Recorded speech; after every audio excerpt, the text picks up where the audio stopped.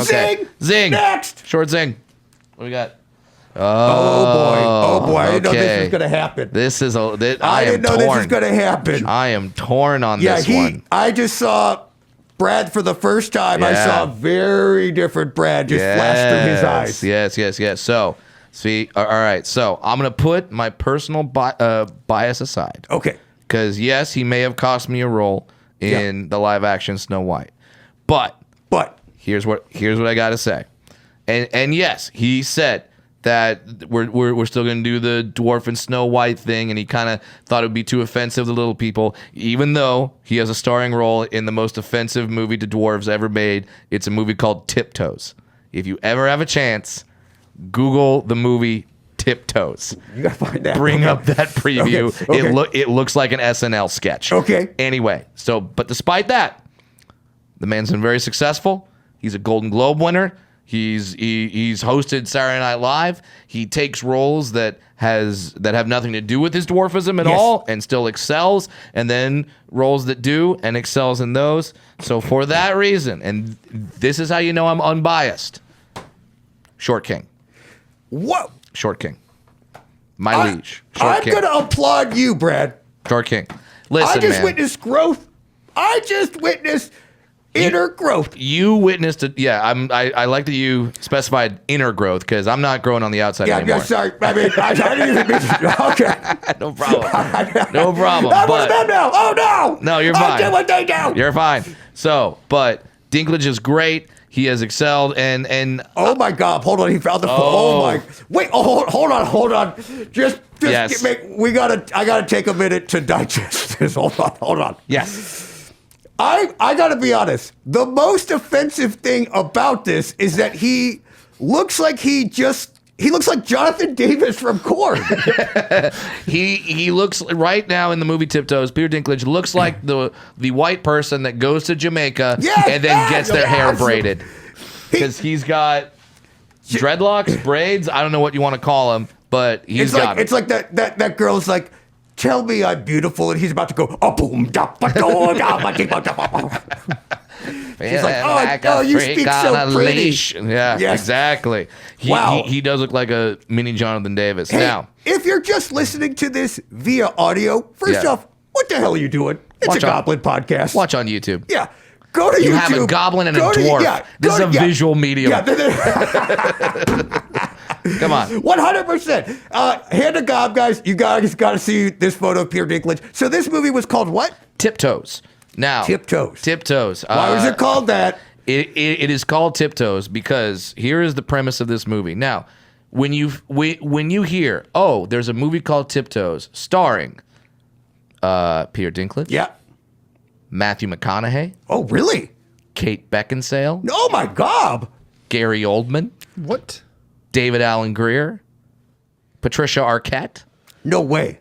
That's this cast? You're thinking, well, this must be a classic piece of cinema. Of course. This must be an Academy Award nominee. Of course. Here is the premise of the film. Okay. It's perfect. Right? You're like, okay. I've got to get going. Hey, baby. Hey, sweetie. I love you. There's one small problem. Hi, I'm Ralph. I'm his brother. We're twins. Are your parents, Yeah. It can tear them apart. I think you're gonna let me know that everyone in your family's a midget. They're not midgets, they're dwarfs. Whatever. Or bring them together. That's Gary Oldman, dude. Gary Oldman. Patricia Arquette. Peter Dinklage. This is Kate Beckinsale. Bruno. Where's Mom Christine? You're like, what's up with all these fucking midgets? You could have prepared us for this, don't you think? If you embarrass me, I'll never speak to you again, so just get it together. How's everybody drink? I think maybe I'm pregnant. When the girl gets rough, it's all the size of your heart. Wait, the trailer's so good. I've never seen the trailer. This is so good. You knocked up this great girl, and you didn't tell her that her baby's probably gonna be little. I'm not like you. Oh, yeah, we dropped into real drama. Don't discriminate against us. You said these parties got a little wild. I never expected this. There's sure a lot of midgets around here. You better back off, Goldie Hawn. My man can do what he wants to do. I'm ready for an adult relationship. What is this man doing in your bedroom? This is chaos, dude. A walk down the aisle. Stevens, he's a very lucky guy. Just hope he's smart enough not to screw it up. Is just a beginning. There'll be rough patches, there's no doubt about it. Canal House and Langley Productions proudly present command performances from Kate Beckinsale, Matthew McConaughey, Just get really serious. Patricia Arquette, and in the role of a lifetime, John Goldman. Tiptoes. Come on. What the fuck? That's real. That's so good. It's so good. I've never seen that. Wait, Trailer. You shot that movie? Yes. Real production. Real production day. He showed up to work. No one thinks that's real. Not a Doesn't soul. look real.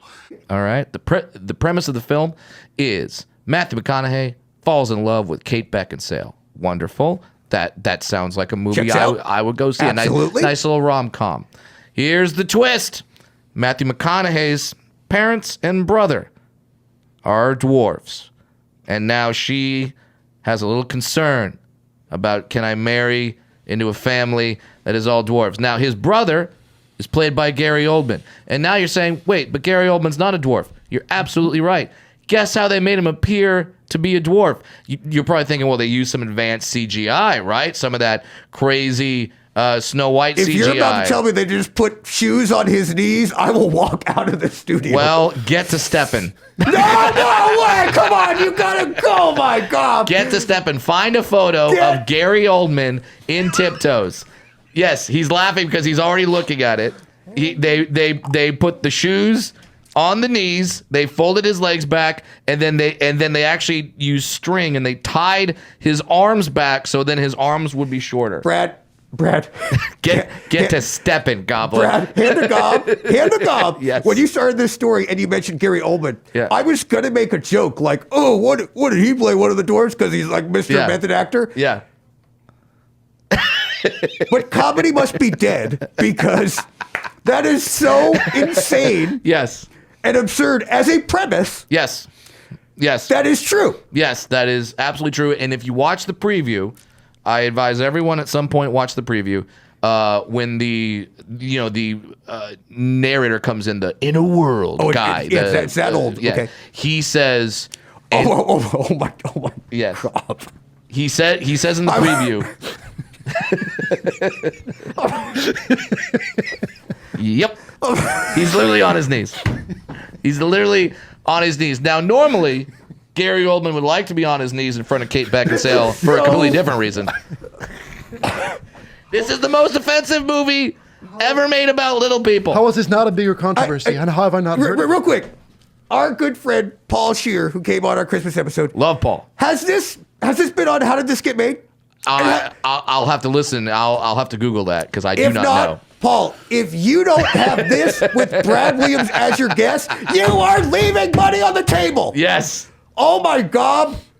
Absolutely. And when you watch the preview, the voiceover guy says, "And in a role of a lifetime, Gary Oldman."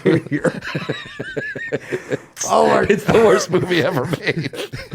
I would put this right up there with The Room. You are tearing me apart, Lisa. I would put this right up there with any of the bad films you could ever think of. But here's the thing about The Room. It's called Tiptoes. This doesn't get The Room treatment because The Room is like a very, very low budget. Yes. Like with a dude who like no one knew. He directed it, wrote it, all the thing. This cast all knew what they were signing up for. There are 3 Academy Award winners in this cast.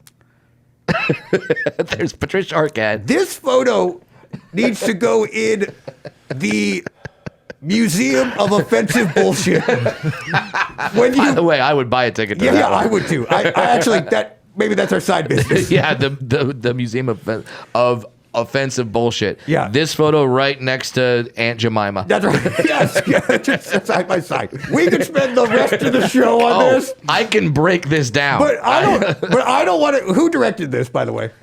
There were 2 directors. Of course. Why would one person could not accomplish this feat? They switched midway through the film. I hope that first one was just like, you know what? Actually, I want my name off this. What I'm seeing here is Matthew Bright. Mm-hmm. Not too bright, actually. Yeah. it's either two directors or I believe it's two directors. It's the last thing he ever directed. Yes. As it should be, Brad. The only time Hollywood got something right, where they looked at this film and went, nah, you know what? You don't get to make movies anymore. Yeah, I love that. Yeah, it's like when you go on Rotten Tomatoes and you find out that Goodfellas is at like 98%. Right. And then you find the critic that said no. Shat on Goodfellas. Goodfellas is because remember, in order to be rotten, it has to be like mid 70% or like below 70%. So somebody watched Goodfellas and said, no, that's below a 70% movie. That person should not be allowed to critique movies anymore.